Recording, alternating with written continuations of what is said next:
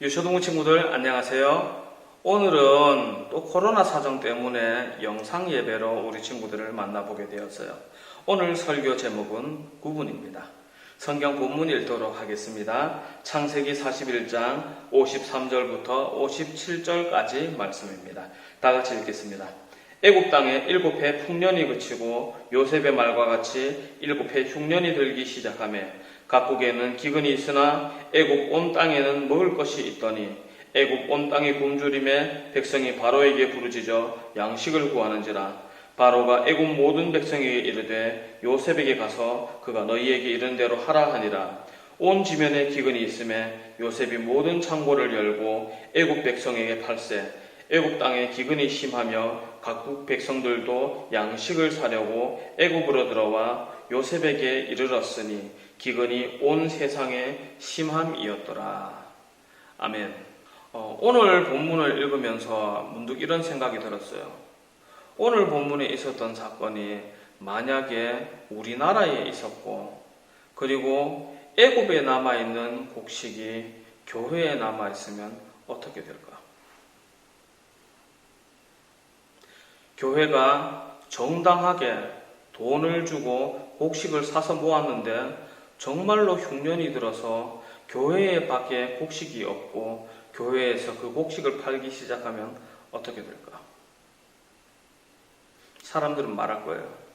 야, 하나님의 사람이 그래도 되나? 그래도 됩니다. 우리 친구들 잘 이해해야 돼요. 이익을 위해서 교회가 장사하는 것은 문제가 될 거예요. 하지만은 은혜를 받는 사람이 은혜를 베푸는 사람에게 도덕성을 요구하면서 한없는 인내와 희생을 요구한다면 이것은 분명히 잘못된 걸 겁니다.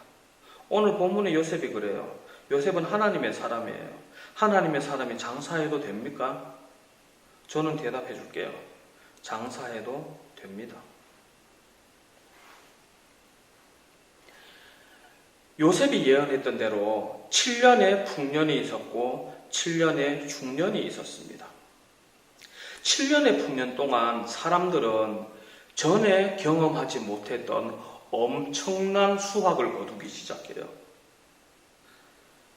정말 어마어마한 수준의 풍년이었던 것 같아요. 7년 동안 요셉이 총리로서 곡식을 사들이기 시작합니다.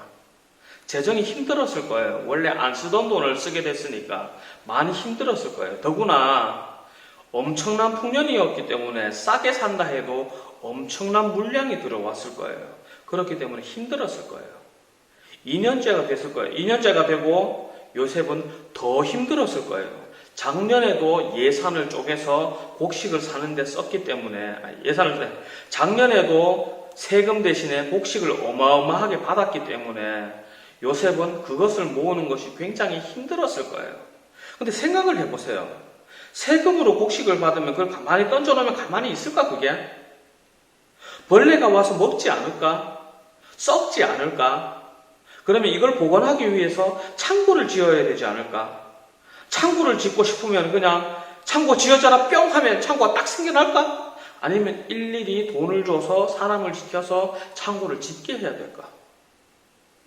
창고도 지어 올리고 안 쓰던 돈을 계속 써가면서 7년 동안 곡식을 모았어요. 나중엔 어떻게 됐느냐? 곡식이 너무 많아. 진짜 너무 많아.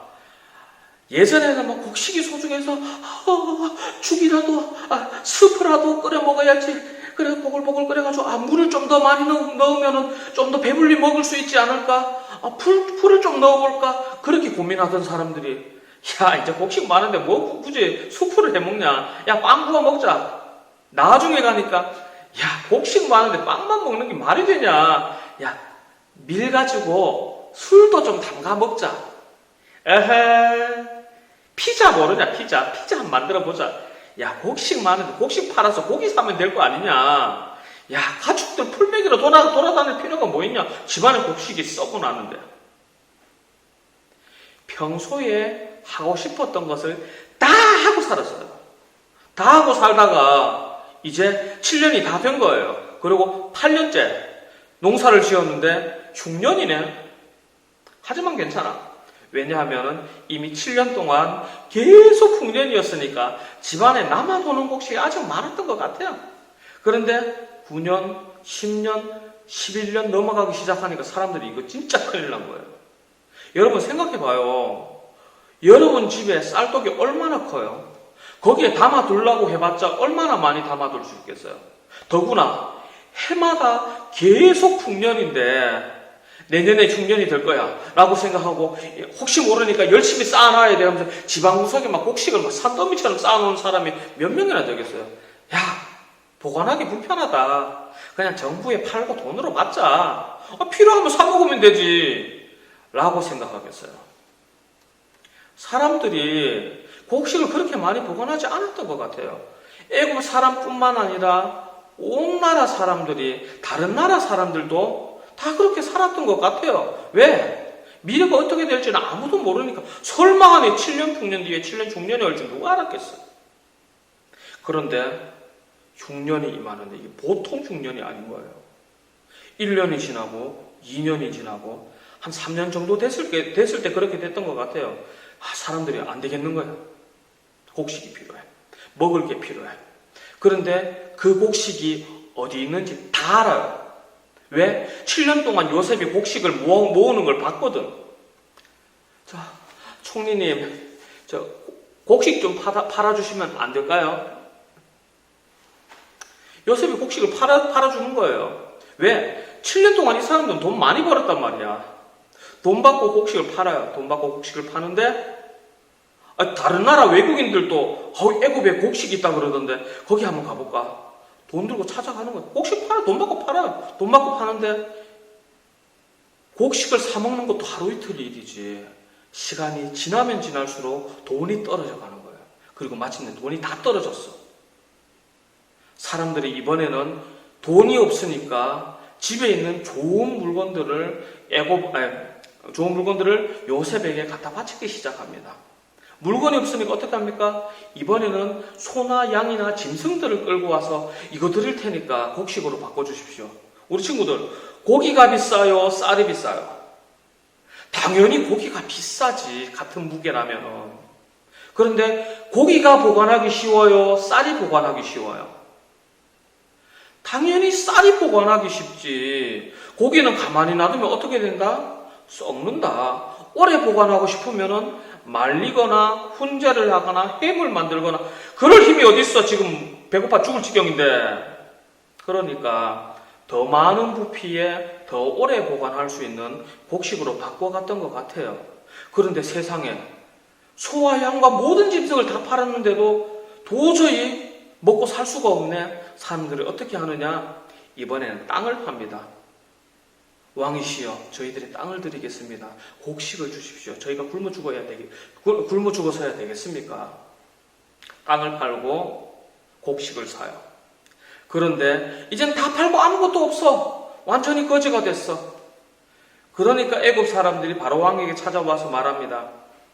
왕이시여, 저희가 이제 모든 돈을 들였고 모든 집과 땅과 모든 짐승과 모든 땅과 집까지 다 드렸습니다. 근데 아직까지 저희가 먹을 것이 없습니다. 저희가 굶어서야 되겠습니까? 저희가 모두 왕의 종이 되겠습니다.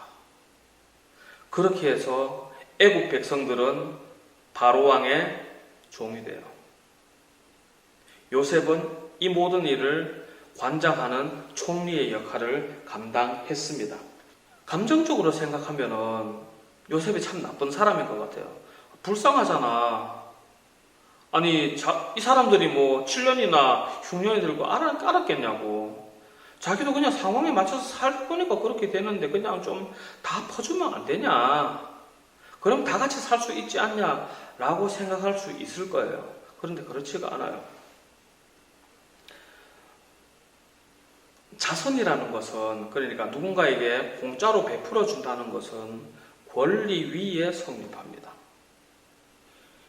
요셉이 애굽 백성들에게 자선을 베풀 수도 있었어요. 하지만 그 자선의 가장 기본은 뭐냐면은 요셉이 그 곡식을 마음대로 할 수 있는 권리가 있다는 전제 하에서 자선이라는 것이 성립해요. 이 사람들이 요셉에게 요셉님, 총리님, 저희를 불쌍히 여겨주십시오 부탁할 때는 무엇을 인정하고 이것을 부탁하냐면은 이 곡식들의 주인이 요셉이라는 것을 인정하고 부탁하는 거예요.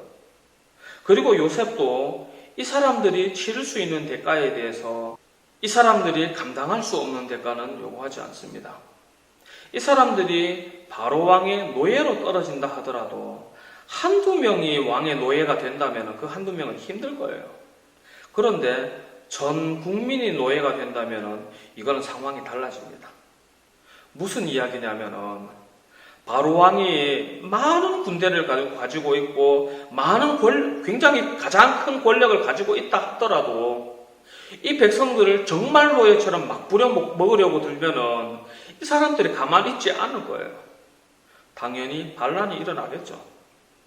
두 번째로 요셉이 이 사람들을 그러니까 바로의 이름으로 이 사람들을 종으로 받는 그 순간부터 요셉에게는 책임이 생깁니다. 무슨 책임이 생기느냐?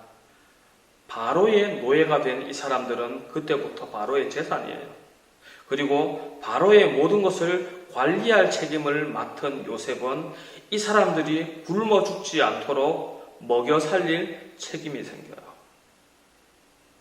말이 좋아서 노예지. 사실은 요새는 저희들 좀 살려주세요. 좀 먹여주시고 입혀주시고 잠자리도 좀 주시고 좀 봐주십시오. 그냥 명색은 노예로 들어가겠습니다. 물론 여차하면 뒤집어 엎겠지만 뭐 그런 뜻이에요. 요셉이 몰랐겠냐고요. 다 알았지. 그러나 요셉은 아무 말 하지 않고 절차대로 다 처리해버립니다. 돈 가져와. 곡식 달라고? 돈 가져와. 돈 없어? 그럼 짐승 가져와. 짐승도 없어? 땅 가져와. 그것도 없어? 노예가 돼. 굉장히 나쁜 사람인 것 같아. 그런데 그때부터 어떻게 하느냐? 노예가 된 순간부터 요셉이 이 사람 먹여 살려요. 잘 곳이 없어? 네 원래 집 있잖아. 거기 가서 자. 짐승이 없어. 소가 필요하다고. 네 원래 소 있잖아. 그거 데리고 가. 곡식이 없다고. 저기 차고 있으니까 저기서 좀 퍼가.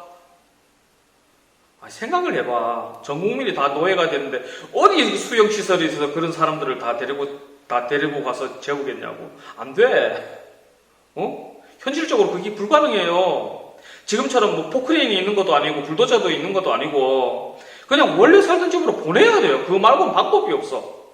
말이 좋아 노예지. 이건 노예가 아니야.